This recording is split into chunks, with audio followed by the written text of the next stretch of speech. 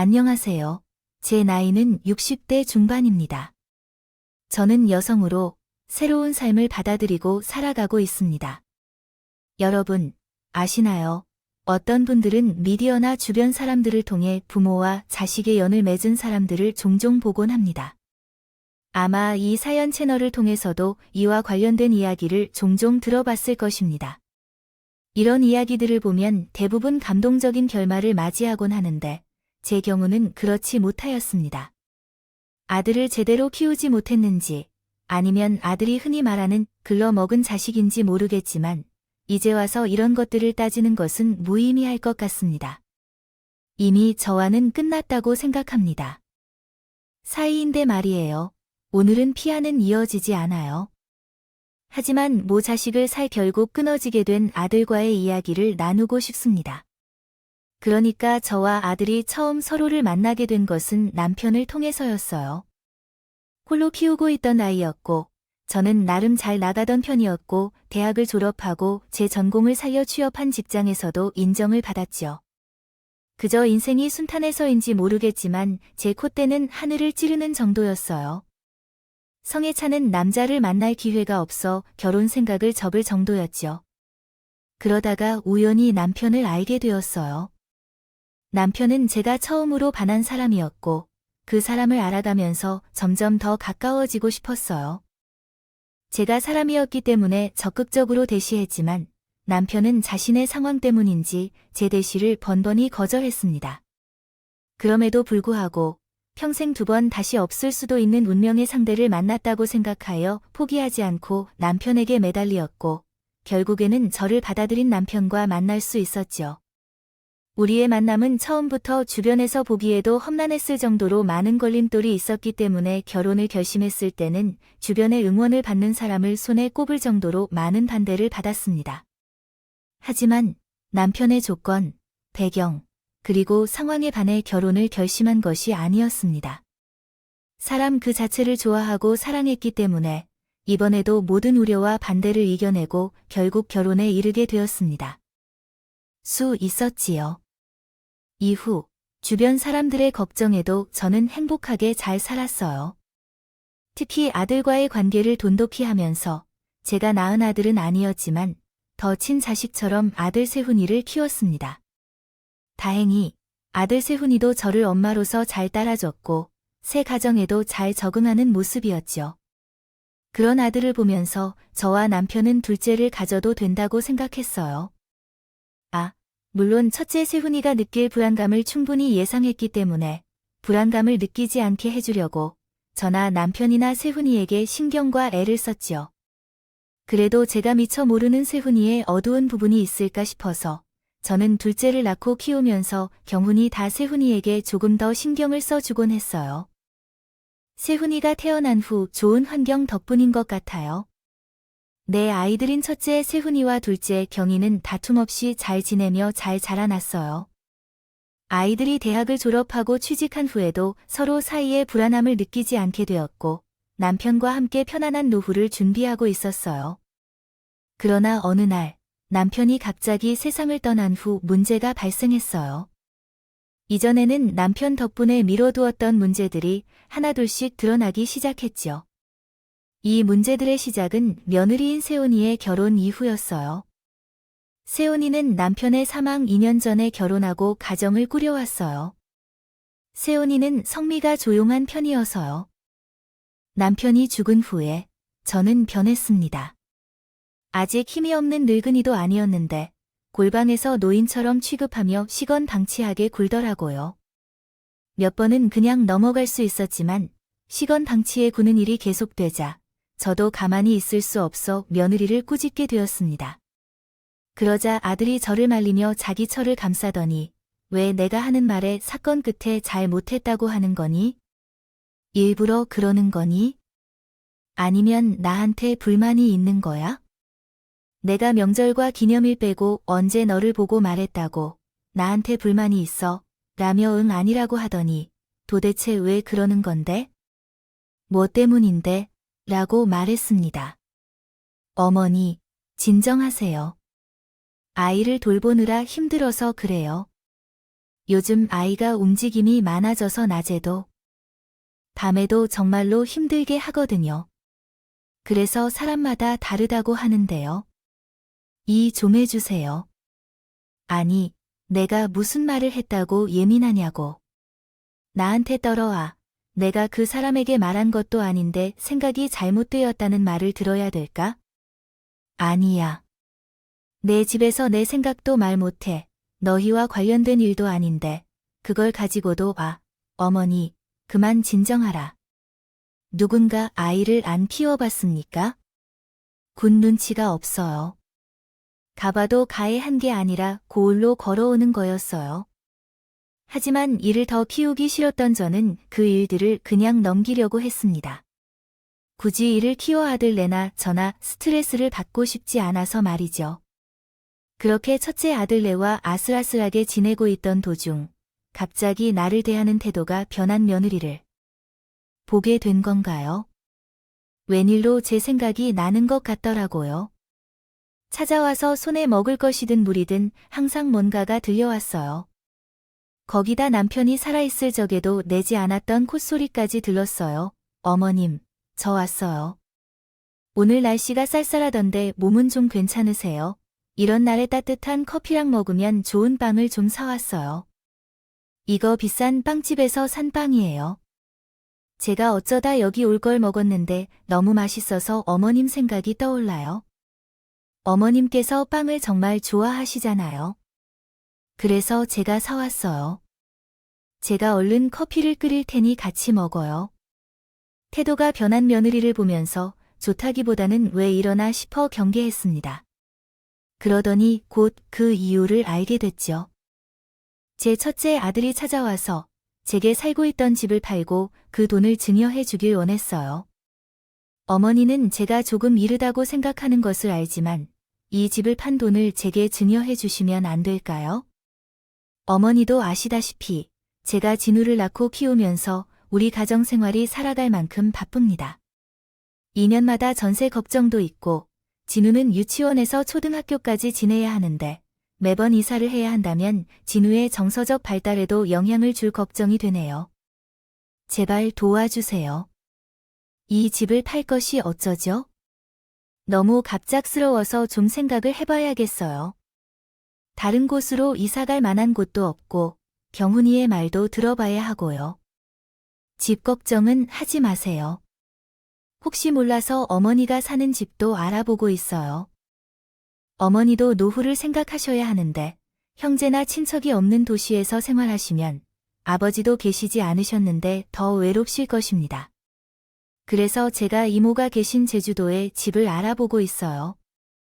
그래요. 아니, 그래도 급하게 결정할 일은 아닌 것 같아서 좀 더 시간을 두고 어머님께 사람들과 함께 살아가시고 싶어 하시는 건 아니었어요. 전부터 이모가 계시는 제주도에 어머님을 모시고 싶다고 알아보고 있었거든요. 어떻게 보면 상황이 맞물려서 그런 얘기가 나온 거죠. 제 생각에도 어머님이 제주도에 내려가셔서 생활하시면 좋을 것 같아요.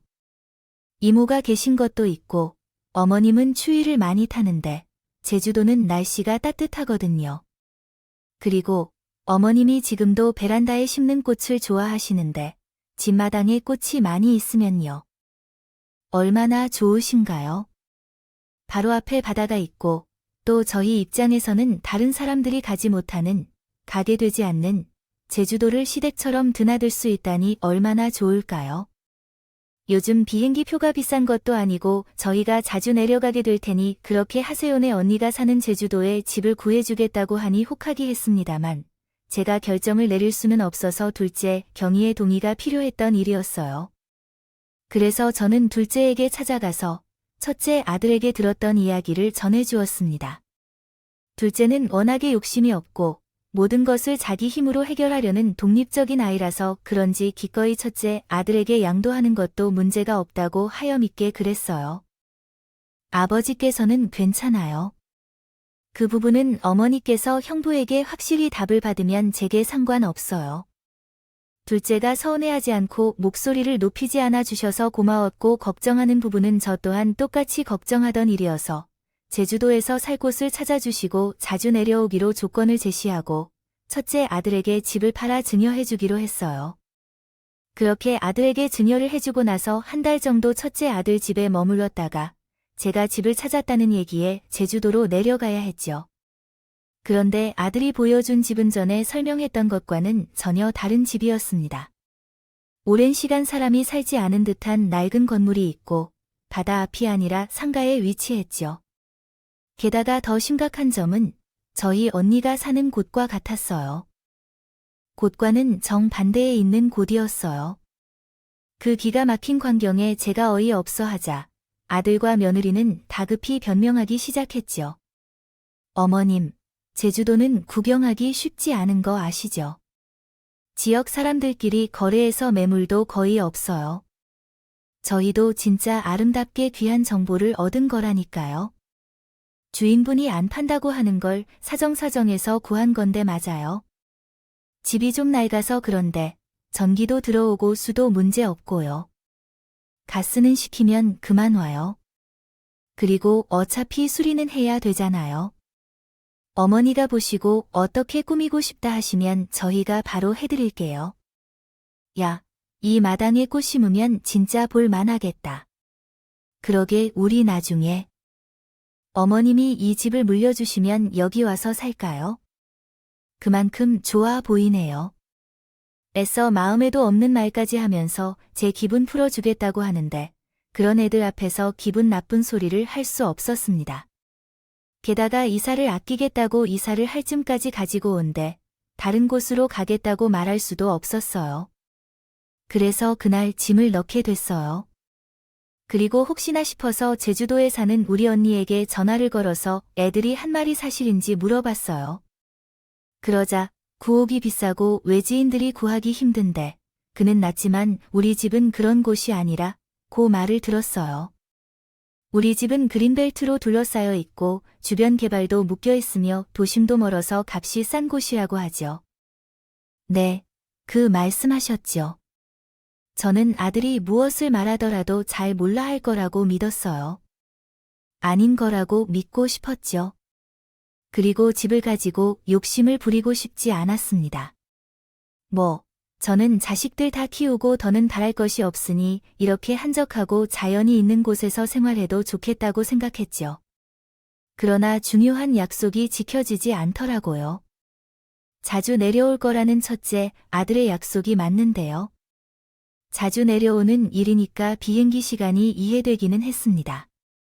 그런데 제가 어떻게 내려오고 2달 동안 한 번도 내려오지 않는 거죠? 집을 수리해 줄 것이라는 말도 어기면서 말이에요. 정말 신경 써주는 연락이 많이이다. 둘째 아들 때문에는 문제가 없었어요.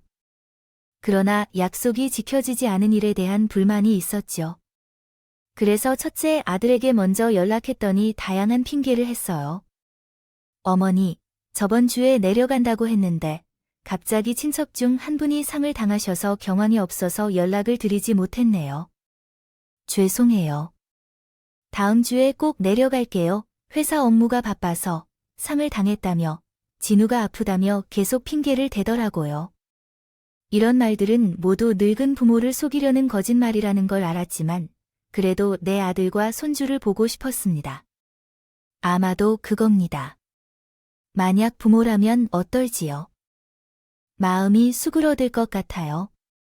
자식을 보고 싶어 하는 마음은 말이죠.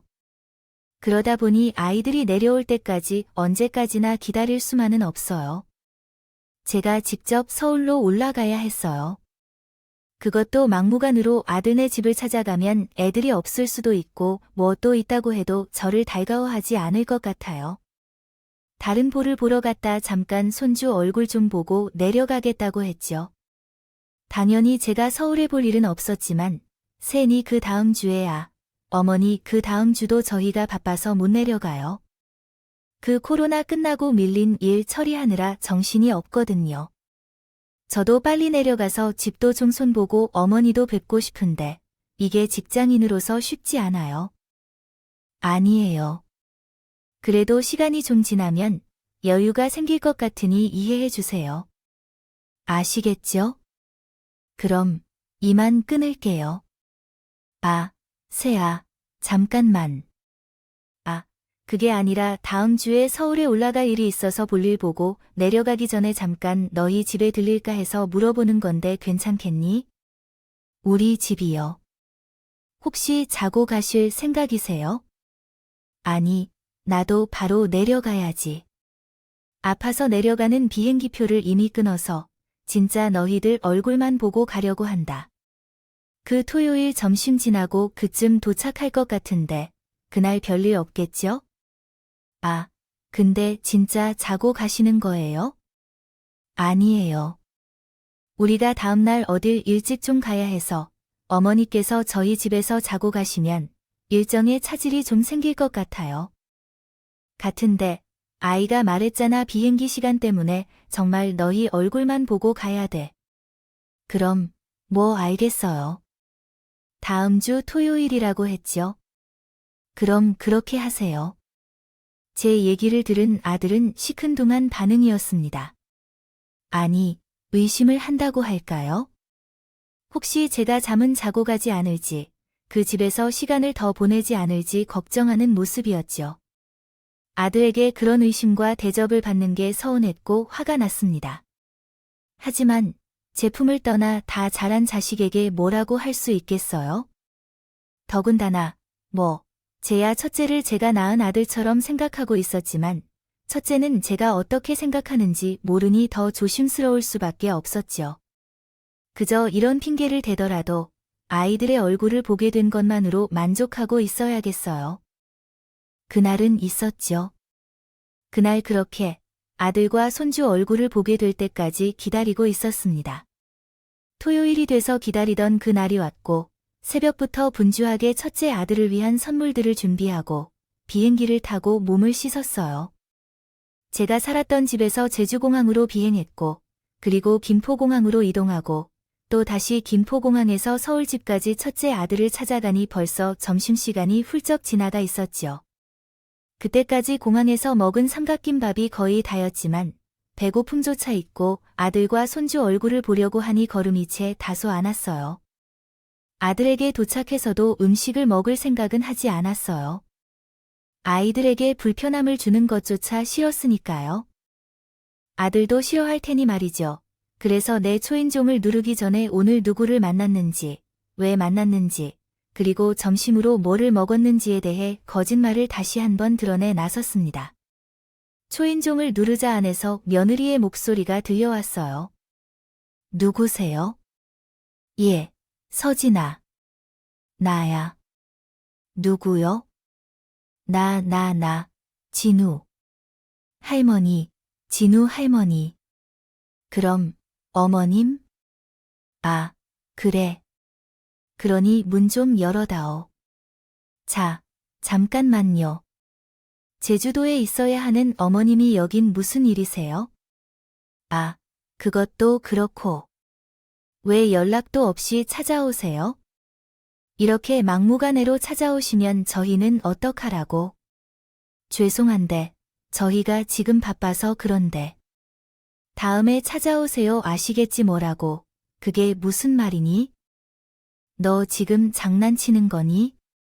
세훈이한테 아무 말도 못 들었어. 나는 저번 주에 너네 집에 찾아간다고 세훈이에게 말했고, 그에게서 알겠다고 대답을 들었거든. 그게 맞아? 아니면 그런 말은 못 들었어? 또한 나는 너희 어머니께서 오실 거라는 얘긴 듣지 못했어. 설령 들었다 해도 오늘은 일이 있어서 안 된다고 했을 터인데. 무슨 일인지 모르겠지만 그 일의 성격이나 어떤 식으로든 연락해서 확인해 보세요. 네, 그렇게 해야겠어. 근데 나는 너희들 얼굴만 보고 가려고 했는데 잠깐이라도 안 돼? 나도 비행기 시간 때문에 아주 잠깐이면 충분한데. 아, 그리고 제주도에서 너희에게 줄 선물도 가져왔는데. 안 된다고 하는데 왜 그러세요? 어머니는 억지로 불러도 되는 일도 있고 안 되는 일도 있잖아요. 만일 문을 열어줄 상황이라면 문을 열어주세요. 들려요. 그런 상황이 아니니까 이러는 거 아닌가요? 그런 상황이 아니라고요. 그럼 혹시 집에 무슨 큰 일이 있나요? 누가 아프시거나 집에 문제가 아니면 어머님, 제발 그냥 가세요. 스트레스 받게 하지 마시고 가세요. 그래도 그 얼굴만 볼 시간은 있잖아요. 문을 열고 이 선물을 가져가는 동안, 그 동안만 제가 진행 좀 보고 싶어요. 아니면 시간 지나지 않을 거예요. 진짜 왜 그러세요? 그대로 가시라고요. 지금도 일이 있는데 가라고 하는 걸 붙잡고 계시는데, 진우 보면 그게 되겠어요. 가세요. 가시라고요. 그래 뭐, 그렇다면 어쩔 수 없는 거지. 선물은 여기 앞에 놓을 테니까 잊지 말고 가져가세요. 그럼, 좋은 거요. 그때 당황하여 정신이 없었습니다. 도대체 어떤 일이 있었는지 모르겠더군요. 분명 아들과 집에 간다는 이야기를 하고 대답까지 들은 상태였는데 며느리는 어떤 이야기도 듣지 못했다고 했으니까요. 무슨 이유 때문에 문조차 열어주지 않고 얼굴 한번 보여주지 않는지 모르겠지만 며느리의 신경적인 반응에 먼저 아파트를 나오게 되었습니다. 그리고 아파트 앞에 놀이터 벤치에 앉아 놀란 심정을 가라앉히고 있었습니다. 그때 아들로부터 전화가 왔어요. 예, 세훈아, 어떤 일이야? 넌 왜 나한테 오늘 내가 온다는 말 안 했니? 내가 방금 너희 집에 도착했는데 서진이가 너한테 아무 이야기도 못 들었다고 하던데 무슨 일이 있는데도 문을 열어주지 않았어요. 너도 없는 걸 보면 당신들에게 무슨 일이 있는 거니? 나한테 말 못할 사정이라도 있는 거야? 아, 제가 까먹었어요. 뭐라고 까먹었어? 그럼 내가 온다는 걸 까먹어서 말 못했다는 거야? 그러면 집에는 무슨 일이야? 집에는 좀 있는데 그냥 그렇게만 알고 계세요. 아이, 무슨 일인데 그래? 아, 무슨 일이길래 집에 있으면서도 문을 안 열어줘? 안쪽에서 들리는 목소리를 들어보니까 진우도 있는 것 같더라고요. 너희 혹시 별일을 하는 거니? 그래서 그동안 내려오지도 못했던 거야? 아, 아니라니까요. 이유는 나중에 말씀드릴 테니까 우선 내려가세요. 무슨 일입니까? 별거를 하더라도 할머니인 저는 손주를 볼 수 있는 게 중요한 거죠. 애들을 데려가겠다는 게 아니랍니다. 정말 그런 게 아니에요. 그냥 귀찮아서 만나기가 싫어서 이렇게 하는 거예요. 진짜 그런 거 아니에요. 그러니까 눈치 없잖아요. 우리가 어머니를 거기 보내놓고 이제까지 한 번도 통화를 안 한 거 보고도 느낌이 오지 않아요? 귀찮고 싫어서 이제 더는 볼 일도 없으니까 연락도 찾아가지도 않는다고요. 어머니의 말이 나와서 말인데 이제 저희를 찾지 말고 사세요. 솔직히 저희 없이도 어머니께는 경훈이가 있잖아요. 저번에 전화와서 얘기란 말이에요. 들어보니까 걔가 집도 고치고 정리도 하고 다 했다면서요. 그럼 이제 우리 필요 없잖아요. 어머니 친아들인 경훈이가 연락만 하면 뭐든 해줄 텐데 저도 그렇고 그 사람도 그렇고 어머니 만나는 것이 불편해요. 그러니까 더는 눈치 없이 연락하지 마세요. 그리고 지금도 우리 아파트의 놀이터 벤치에 앉아 계신다면 내려가실 거면 빨리 내려가시던가 계속 앉아 계실 거면 다른 곳에 가서 좀 앉아 계세요. 그 사람이 어머니 밖에 앉아 있는 것이 불편하다고 왔어요. 무슨 뜻인지 아시겠죠? 어머니 때문에 불편해서 그 사람이 진우를 데리고 밖으로 못 나가겠다고 연락했어요. 왔다고요. 뭐야 너 지금 그게 무슨 말이니? 내가 귀찮아서 보기 싫어 내가 너희에게 뭘 귀찮게 했다고 이러는 건지. 내가 너희 집에 며칠 동안 머물겠다고 그랬어. 대접해 달라고 했어. 그냥 잠깐 내 얼굴, 진우 얼굴 좀 보겠다 했는데 그게 귀찮아. 그리고 더는 찾지 말고 사라고 했을 때 뭐라고 했어? 차랑 내가 뭐라고 했니? 그때 내가 제주도에 있어도 잘 내려올 것이라며 남들은 모아서 날린 곳에 집이 있으니 자주 올 것이라고 하지 않았어. 그래 놓고 이제 와서 뭐? 뭐가 어지러워? 너희, 그때 내 앞에서 약속한 말들 전부 뭐야? 그 돈 봐라고 내 앞에서 거짓말했어. 돈 받겠다고. 늙은 어미 속에서 고려장 하듯이 제주도 그 섬에 버린 건가요? 그래서 집도 가장 싸구려 폐허인 집구다 놓고 날 거기다 섞게 만든 거예요.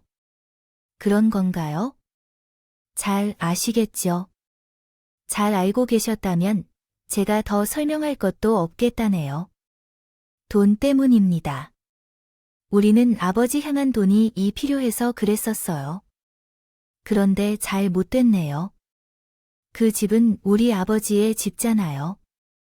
아버지 집이라면 내 집이죠. 원래대로라면 아버지가 돌아가셨을 때 나한테 상속되어야 하는 일이죠. 너 정말 돈 때문에 이렇게 하는 거니? 돈 때문에 그런 거라고 하는구나. 너 정말 그래? 돈 때문이라고 할게. 그럼 너 원하는 대로 된 거지. 돈 때문에 소가 혹은 귀찮아서 그곳에 버렸다고 해도 이곳까지 찾아와서 진우를 좀 보세요. 보여줄 수 있는 게 존재하니까요. 그게 어려운 것 같아요. 어려우면 진우를 만나고 싶다면 돈을 주세요. 손주를 만나고 싶다면 돈을 먼저 입금하라는 말이니까요. 제가 손주를 만나겠다고 하는데 왜 돈이 필요한지. 그리고 집 한 돈을 주었으면 충분했을 텐데 무슨 다른 게 더 필요한지 또 돈을 요구하는 건 왜 그러세요? 아버지, 집 한 돈은 얼마였는데 그 돈은 벌써 다 썼어요. 그리고 어머니가 진우를 그렇게 만나고 싶어 하시니까 조금 더 도와주시면 앞으로 진우를 만나는 데에 도움이 되겠단 생각이에요. 이런 말이요. 우리가 직접 제주도까지 찾아가진 않을 거예요. 서울로 오시면 진우를 만날 수 있겠죠. 같이 있는 거로는 뭐라고 말씀드릴까요? 너, 그걸 지금 말하라는 건가요? 그리고 내가 돈이 어디에 있나요? 너희한테 그 집 동안 주었는데 노후 자금이랍시고 챙겨둔 돈이 있을 거예요. 아니요.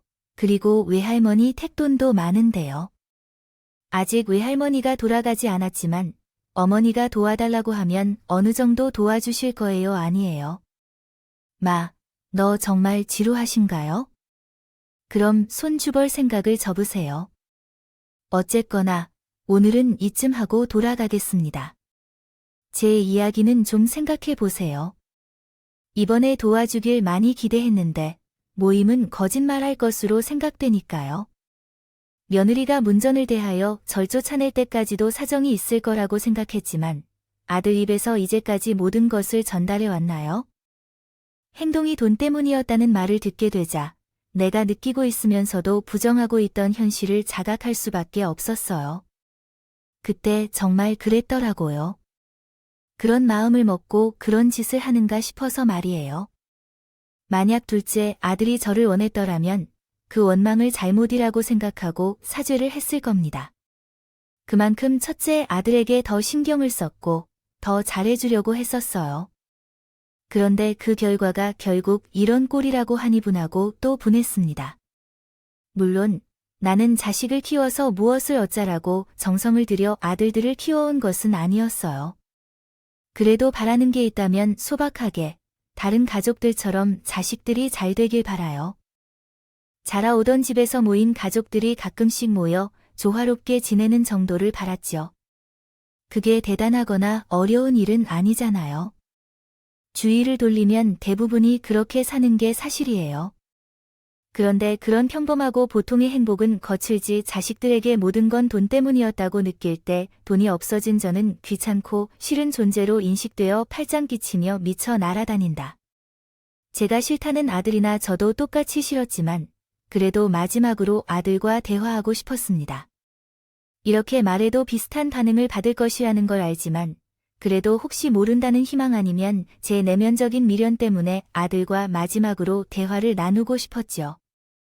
만약 이번 대화에서도 같은 반응을 받는다면 나도 더 이상 아들을 아들로 여기지 않을 것이며 처신이 되어야 할 가난한 사람으로 사는 거래요. 키워오며 희생한 값을 보상받아야 했기 때문에 저는 다시 아들네 아파트로 들어가 아들을 무작정 기다리게 됐습니다. 그리고 몇 시간을 밖에서 아들이 들어오기를 기다리다가 만나게 되었어요. 저는 아들 앞을 가로막고 다시 한 번 더 앞에 있었던 일에 대해서 물어봤습니다. 아, 깜짝이 뭐야. 아직 안 내려갔어요. 그런데 왜 여기서 아저씨 도와주시기로 한 거군요? 어떻게 도와주실 건가요?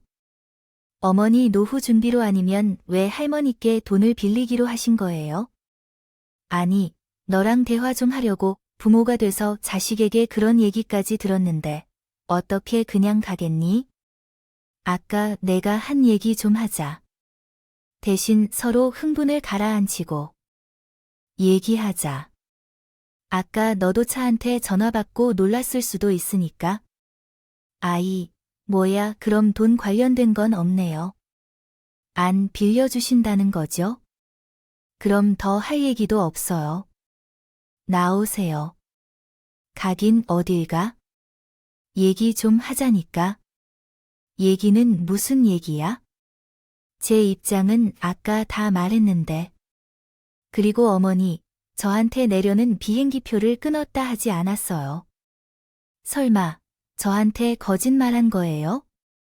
우선 우리 집에 발붙인 다음에 이런저런 핑계대고 하룻밤 자고 가려고. 아이 참나, 어머니. 아까 저한테 얘기 다 들으셨으면 왜 이러세요? 아, 그쯤 하면. 이제 저에 대한 미련 끝내셔야죠. 비대 자식이 저만 있는 것도 아니고 제가 어머니 친자식도 아니잖아요. 친자식인 경훈이가 어머니께 잘하잖아요. 근데 왜 이러세요? 손주 때문에 그러세요. 손주가 보고 싶어서 그럼. 경원이 보고 얼른 결혼해서 애를 낳으라고 해요. 싫다는 사람을 붙잡고 이러지 마시고요. 네, 너 도대체 왜 그러니? 내가 너희에게 뭘 잘못했다고 이러는 거야? 내가 널 차별하며 키웠니? 내 처 시집살이 시켰니? 거기다 집에 돈 달라는 말 그렇게 해줬잖아. 너희가 해달라는 대로 다 해줬는데 왜 내가 이런 푸대접을 받아야 하는지 궁금하지 않겠어요? 그래서 들어야겠다. 그냥 귀찮다 싫다가 아니라 왜 그런지 들어야 되겠다고 이유가 궁금하다고요. 싫은데 이유가 있겠어요. 뭐, 굳이 따져보자면 제가요. 어머니에 대한 이유로 자식으로 인식될지 모르겠습니다. 다른 사람들은 어떤 마음일지 알 수 없지만 제 개인적인 생각은 돈이 어머니보다 중요하다는 것입니다. 어머니가 소비하는데 신경을 쓰기가 귀찮아요. 왜 어머니를 챙겨줘야 하는지도 모르겠고 그래서 어머니가 귀찮고 싫어 보입니다. 이래서 어머니를 좋은 곳으로 모셔드리기로 한 것, 저의 거짓말입니다. 제가 구해온 집이 있습니다. 그 집은 사실 매우 저렴하고 오래된 매물이며 바다 전망이며 시내에 가깝습니다. 이 집은 누구나 저렴한 집이라고 알 수 있어서 일부러 이 집을 구했습니다. 어머니가 가장 저렴한 집에서 생활하도록 계획하고 있습니다. 돈이 아깝기 때문에 증여받은 돈으로 지원하겠다고 했습니다. 하지만 돈이 몇만 원인지라도 제가 더 쓰고 싶습니다. 챙겨야 해요. 그래서 가장 싼 집을 구하고 수리도 하지 않고 찾아가지도 않아요. 그리고 앞으로는 우리 진우에게도 보여줄 생각이 없어요. 물론 아까 말한 대로 돈을 주면 얘기가 바뀔 수도 있겠지만 이 정도면 이유든 뭐든 다 설명한 것 같은데 괜찮아요. 그러니까 친엄마가 아니라 내가 싫어서 내가 뭘 너한테 못했는데 난 너의 친자식으로 여기고 차별받는다는 기분이나 생각들지 않게 하려고 부단히 노력했어요. 내가 원망을 할 거라면 오히려 경훈이에게 해야 해요. 내가 그런 기분 들지 말라고 경훈이. 너한테 더 신경 쓰면서 살았으니 그런데 대접이라는 것을 받은 나는 무슨 차별을 받았고 어떤 일을 당했다고 하는 거니? 모른다고? 아, 모른다는데 왜 사람이 자꾸 난리야? 그냥 피가 안 당기나 보지? 죽은 우리 엄마가 당신을 미워하라고 하나 보지? 나는 그냥 당신이 싫으니까 집에 들어가자고. 아들은 제게 소리를 치며 그냥 이유 없이 제가 싫다고 했습니다. 안 그래도 제가 아들에게 잘못한 일이 없는데 싫다고 하니 납득이 가지 않았어요. 아들을 그대로 보낼 수가 없어 붙잡고 정확한 이야기를 들으려고 했죠. 그런데 그때 며느리가 아들을 붙잡고 있는 제 손을 1층으로 내려왔어요. 당신은 바로 올 거라고 했는데 오지 않아서 설마 했어요. 제가 여자한테 붙잡혀 있었던 거죠. 왜 그 여자를 나한테 그 여자라고 부르는 거니? 아무리 내가 일반적으로 나를 무시한다 해도 내 앞에서 그 여자라고 부르는 게 어떻게 세뇨 앞에서 누구 앞에서든 사람을 그렇게 대하는 것 같은데 이제 그만 좀 가리지 말아줬으면 좋겠어요. 이 사람 얘기 들은 적 있잖아요. 이 사람이나 나나 어머님을 내 어머니로 생각하지 않아요. 그러니까 그만 연락하시고 앞으로 찾아오지 마세요. 양 아들이라고 하더라도 자식한테 이런 일 당하는 건 창피하잖아요. 2번 창피 당하고 싶지 않다면 찾아오지 마세요. 마세요. 그 늙은 분을 뼈로 붙잡고 파견한 적도 없는데 진짜 너무 힘들어해서.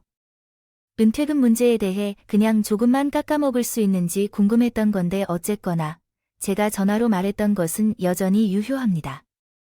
그러니까 어머니께서 외할머니로부터 받으신 돈인지는 상관없으니까 그 돈이 있으면 미소입니다. 그 손주 진우를 만날 수 있게 되면 그만큼이나 편한 마음을 가질 수 있을 것 같아서 꼭 잘 생각해 보시고 연락 주세요. 또 제가 부모로서 견디기 어려운 모욕을 받았고 그들이 반대로 집에 와 버렸습니다. 나도 그 상황에서 뭘 할 수가 없어서 말입니다. 저가 한국어로 다시 작성하였습니다. 제가 2 사람의 다리를 붙잡고 늘어져 봤자, 난동을 피워봤자 변하는 게 없을 테니까요. 결국 저는 씻을 수 없는 상처만 입은 채 그 자리를 떠나야 했습니다. 하지만 뒤를 돌아보면서 저는 다짐했어요. 저를 이용하고 저에게 씻을 수 없는 상처를 준과 며느리에게 꼭 복수를 하겠다고 말이에요. 그리고 꼭 제 앞에 무릎을 꿇고 빌게 만들겠다는 다짐을 했습니다. 그러기 위해서 저는 제주도로 내려가지 않고 서울에서 이틀을 더 묵기로 했습니다. 제가 아이들에게 준 돈을 빼앗을 수 있는지 확인하기 위해 변호사를 만나야 했거든요. 중요한 돈을 되찾을 수 있을지 2 사람이 벌을 내릴 수 있는지 확신할 수 없었지만 우선은 제가 할 부분을 다 해봐야겠습니다. 수 있는 모든 것을 알아봐야 한다고 생각한 저는 월요일이 되자마자 변호사 사무실을 찾아갔습니다. 그런데 만약에 기대를 걸고 간 변호사 사무실에서 반가운 대답을 듣게 됐어요. 중요한 돈도 되찾을 수 있고 2 사람의 행동에 대해서도 죄값을 받을 수 있다는 대답이죠. 하지만 믿고 섣불리 고소를 진행할 순 없었습니다. 그래서 다른 변호사 사무실들을 돌며 죄를 받을 수 있는지 중요한 돈을 되찾을 수 있는지 확인하게 됐죠. 그러자 정말 다행히도 모두가 똑같은 답을 내놨습니다. 증여를 취소할 수 있고 돈을 반환받고 2 사람을 처벌할 수 있다는 것을 알게 되었습니다. 대답이었 그 대답을 받게 된 데에는 음성 파일이 큰 역할을 했습니다. 혹시 몰라서 아들과 대화할 때 녹음을 했었거든요. 거기다 휴대폰에 자동으로 녹음된 통화 내용도 있어서 아들이 제게 어떤 목적을 가지고 증여를 받았고 제게 무슨 거짓말을 했는지 밝힐 수 있었습니다. 그 덕에 저는 변호사를 선임하고 증여 취소 소송을 했고 아들을 노인 학대로 신고했습니다. 그러자 첫째 아들네도 가만히 있진 않았어요. 제 소장을 받고선 이제까지 단 한 번을 먼저 연락하지 않던 제게 전화를 걸어왔죠. 어머니, 지금 뭐 하자는 거예요? 지금 자식놈 돈을 빼앗겠다고 자식을 전과자로 만들겠다고 미쳤어요. 지금 뭐 하는 거예요? 얼른 고소도 신고도 취하세요. 얼른요 싫다. 시간이 더 지나면 소송할 수 없을지도 모른다는데. 내가 왜 취할까? 그리고 죄가 있으면 벌을 받아야지. 내가 우리 변호사에 물어보니까 내가 한 짓이 죄가 된다고 하길래 신고한 거다. 그리고 신고권은 취소도 못해. 내가 너를 선처한다 해도 반의심 불벌죄라 이미 내 손을 떠났다고. 그러게 그날 잘하지 그랬니? 내가 어려운 걸 바란 것도 아니고 그냥 잠깐 지우 얼굴에 얼굴 봤으면 이런 일도 없었을 텐데. 뭐라고요? 당신 지금 나랑 장난해? 지금 아들 죽이겠다는 소린데? 그 말이 잘도 튀어나와 내가 당신을 가만둘 줄 알아? 지금 당장 당신의 집으로 찾아갈 거야. 찾아가서 당신 앞에서도 그 말이 나오나 보자고. 제가 단호하게 고소를 취할 생각이 없고 신고는 이 손을 떠났다고 하자 첫째 아들은 흥분하며 날뛰기 시작했습니다. 나이든 노모를 때리려는지 집을 찾아오겠다고 했죠. 하지만 전 변호사 사무실을 편하게 왕래하기 위해 수원에 있는 둘째 아들 집에 있을 때였어요. 그래서 별로 신경 쓰지 않고 있었는데 첫째도 헛걸음을 하고 제가 있을 만한 곳을 유치했지만 둘째 집으로 찾아오더라고요. 와서 문을 부르듯이 두드리고 소리치면서 문을 열라고 했죠. 둘째 아들은 경찰에 신고하겠다고 했습니다. 하지만 제가 상대하는 첫째를 직접 말리기로 결정했어요. 첫째가 어떻게 반응할지는 예상했지만 실제로 그 결정을 실행할 용기가 없다는 것을 깨달았거든요. 보통은 모르지만 노인 학대로 조사를 받고 있고 처벌을 받게 될 수도 있는 행위를 하는 사람은 아니에요. 그래서 저는 문을 열어주고 첫째를 집으로 보냈어요. 왜 이런 결정을 내리는지 궁금하겠지만 진우 때문이에요. 진우를 만나게 해주면 취해하고 합의나 탄원서도 작성해 줄 거예요. 그렇게 해주기로 했으니 얼른 변호사에게 전화해서 고소한다고 해야 해요. 진우야, 너를 보고 싶어. 근데 내가 널 용서해도 아무 일도 없었다는 듯이 끝나게 된다면 그때 내가 똑같이 말할까? 그때는 또 어떤 핑계로 내게 모욕을 주고 말을 돌릴까? 난 내가 내 자식이 아니라고 싫고 귀찮다고 할 때 마음을 착했다. 나도 널 내 아들로 생각하지 않겠다고. 뭐라고요? 부모가 자식에게 그럴 수가 있어? 자식은 몰라도 부모가 그러면 안 되지. 부모가 그러면 안 되는 거지. 결국 당신은 나를 당신 자식으로 생각하지 않았기 때문에 포기하는 것도 쉽네. 하지만 날 더 신경 써 차별을 안 해줘. 애초에 당신 마음속에서부터 차별을 하고 있었는데 무슨 차별을 안 해준다고. 당신이 언제부터 나를 사랑했다고 말했어요? 내가 싫다고 하는 것은 맞아요. 나도 모르게 느낀 것은 당신이 나를 자식으로 생각하지 않았기 때문이에요. 어디서 나온 소리야? 내가 누구를 사랑하고 누구를 차별하겠어요? 나는 하늘의 맹세처럼 말할 수 있어요. 이 일이 벌어지기 전까지는 당신을 내 자식으로 여긴다는 것을 당신을 내 새끼로 생각하지 않았기 때문에 경원이랑 똑같지 않았어요. 당신을 내 자식으로 여겼기 때문에 다른 부모들처럼 아이를 가졌고 너를 위해 동생을 만들어줬어요. 내가 당신을 차별했다고요? 그러면 그걸 입으로 말해봐. 내가 어떤 차별을 받았는지 말해봐. 그 집을 팔아서 내게 다른 집을 샀을 때도 내가 당신을 차별했다고 말해봐. 아마도 경훈에게는 그런 얘기를 한 적도 없을 테죠. 그 집 엄마 가러 가. 가지고 있는 것을 너에게 주겠다고 하니 내 형이 무슨 말을 하든 반대하며 했겠지만 근데 내가 그렇게 했니? 경에 얻어가며 내가 주지 않았어. 근데도 그런 말이 나와댔다. 내가 너와 무슨 말을 더 하겠니? 내가 널 집으로 불렀어. 이제야 반성하는 척은 하라고 말한 거였어. 지금처럼 차별인이 자기 앞에서 찍소리도 하지 못하도록 만들겠다고 이런 말 하지 말고 반성하라고 했다고. 반성은 여자가 날 가지고 놀아야 한다는 말인가? 지금 그럼 반성이라는 말이 나와 자식을 구렁텅이로 빠뜨리면서 저런 말이 나오냐고? 나는 당신 때문에 회사에서도 문제가 생길지도 몰라. 그런데도 이 씨가 말하는 것에 흥분한 아들은 결국 선을 너무도 넘어가고 말았습니다. 나에게 손질검을 하려고 했던 거죠. 다행히 둘째 아들이 바로 옆에 있어서 큰일을 당하지 않았어요. 첫째는 둘째에게 제압당하게 되었죠. 형, 미쳤어? 아, 지금 뭐 하는 짓이야? 어머니야, 형 키워주신 어머니라고. 근데 어떻게 감히 손을 올려? 야, 이거 안 나. 너 같으면 저게 부모로 보이겠냐? 왜 너도 내 엄마 편드는 거야? 피가 반밖에 안 섞인 형은 형도 아니라는 거야?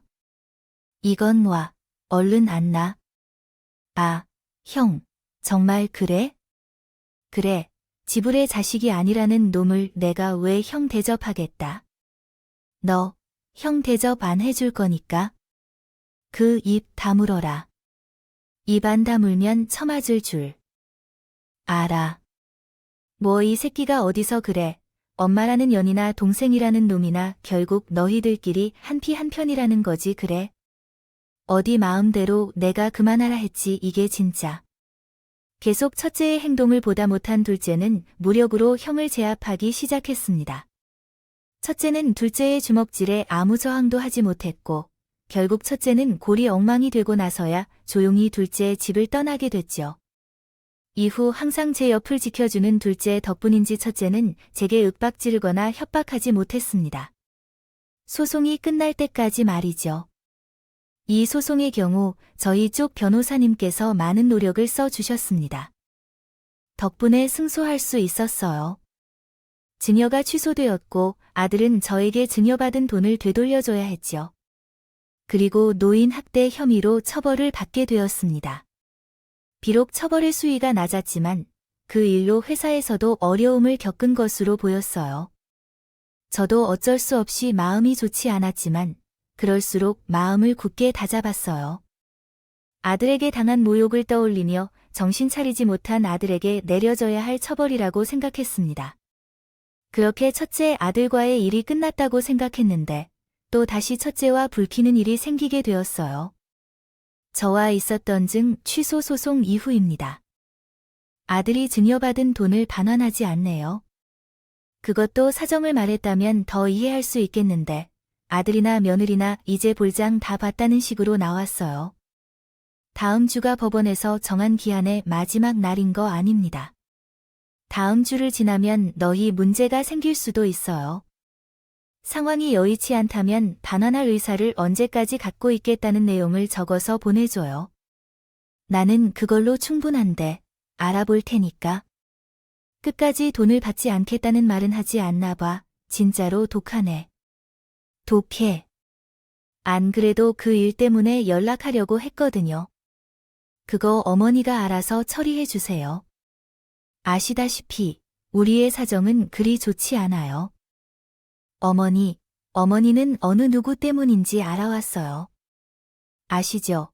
자식, 마누라, 손주 셋이 한꺼번에 사망하는 일이 생기는 것을 원치 않으시면 어머니가 어떻게 처리해 줄 수 있는지 알려주시라고요.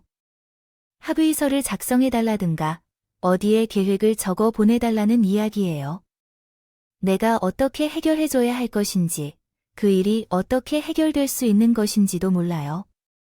그리고 너희들이 문제를 겪게 된 이유는 처음부터 누구 때문에 시작된 일이잖아요. 아니니까 어머니도 그 사실을 알고 걱정하다가 전화드린 거예요. 뭐, 정말로 우리의 걱정 때문인 건지 자식들이 벼랑 끝으로 내몰리는 상황에서 의심스러워졌죠. 주변 시선 때문인지 모르겠지만 어쨌든 우리 어머니께 돈을 내줄 여건이 안 되니까요. 그러니까 어머니가 어떻게든 기한을 미룰 수 있도록 부탁드리고 싶습니다. 아들은 전에 걸린 이용을 하는 듯한 모습이 보였어요. 외부의 시선이든 개인적인 감정이든 어쩔 수 없이 자기를 신경 써야 한다는 것을 이용해서 돈을 갚는 것을 미루는 행동이었어요. 물론 그런 생각이 없지는 않았어요. 지금까지 제 아들을 귀엽게 여기는 감정을 어떻게 순간적으로 끊을 수 있겠습니까? 더구나 그로 인해 야기된 죄에 대한 비난을 받아 아들에게 죄책감을 느끼기도 했어요. 그러나 내 마음을 이용하려는 것을 숨기지 않는 첫째의 모습을 보며 마음속에서 아들을 지워나가는 과정에 박차를 가하기로 했어요. 내가 널 도와줄 거라고 생각하는가? 보구나, 왜 내가 내 엄마라서 언제는 내가 내 엄마가 아니라고 하지 않았니?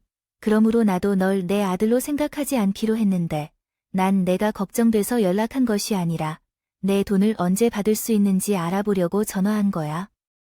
그런데 내가 아주 큰 착각을 하는 모양이 있네. 뭐, 나야 상관없는 일이지만 그래서 지금 안 도와주겠다는 말이에요. 내가 어머니 때문에 이 꼴이 됐는데 잘못하다간 어머니가 자식. 아, 죄송합니다. 해당 내용은 문맥을 파악하기 어려워서 온전한 내용을 파악하지 못했습니다. 그래서 해당 내용을 수정하려 했지만 보다 자세한 내용이 필요할 것으로 판단됩니다. 좀 더 구체적인 맥락을 알려주시면 올바른 번역을 제공해 드리겠습니다. 일이 없었던 나는 통화를 끊었죠.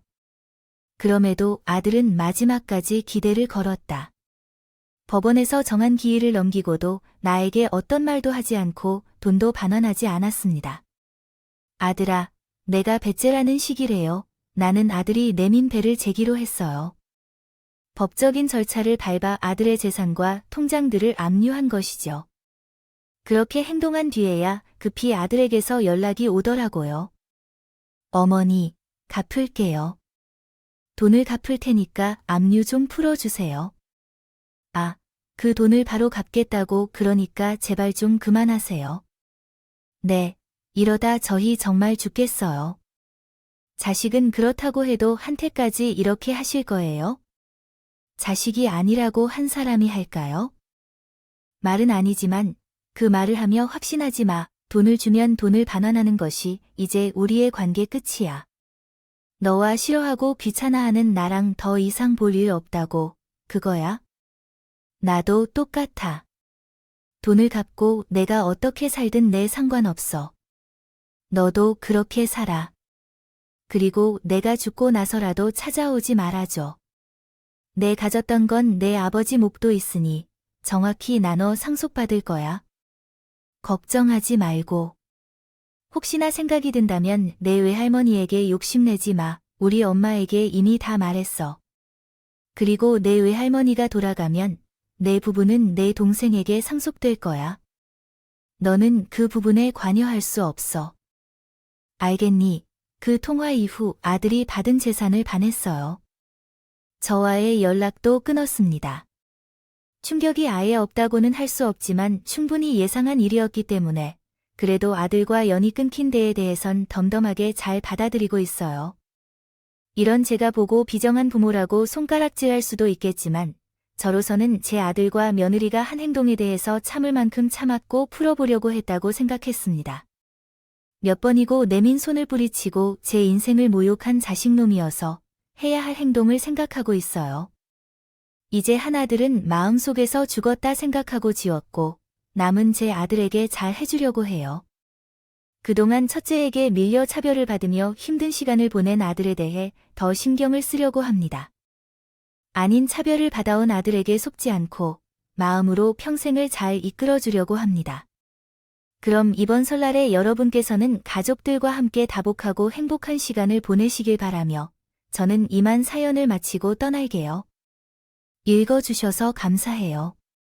모두 행복하세요.